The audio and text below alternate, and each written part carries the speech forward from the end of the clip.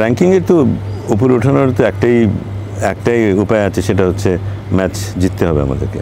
এবং ম্যাচ জিততে গেলে উপযোগী খেলোয়াড়দেরকে নিয়ে আসতে হবে, ভালো একটা পরিকল্পনা করতে হবে খেলোয়াড়রা যেন ভালো খেলতে পারে। সো এগুলি তো অনেক বিষয় এখানে সংশ্লিষ্ট। আমরা চেষ্টা করছি এখন খেলোয়াড়রা যখন ঘরোয়া ক্রিকেট খেলবে তারা যেন সত্যিকার অর্থে কম্পিটিটিভ ক্রিকেট খেলতে পারে, সেই বিষয়টা আমরা নিশ্চিত করার চেষ্টা করছি।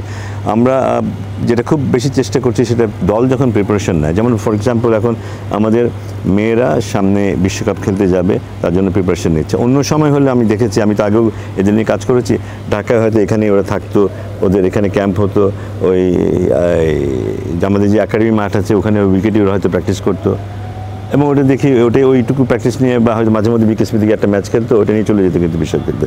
এবার কিন্তু সেটা হচ্ছে না। ওরা সিলেটে গেছে, সিলেটে ওরা দীর্ঘমেয়াদী একটা ক্যাম্প করছে, ওখানে ওরা সিলেট ডিভিশনাল আন্ডার-16 ছেলেদের টিমের সাথে ম্যাচ খেলছে, যারা অত্যন্ত শক্তিশালী, মেয়েদের সাথে তুলনা করলে বেশ শক্তিশালী দল।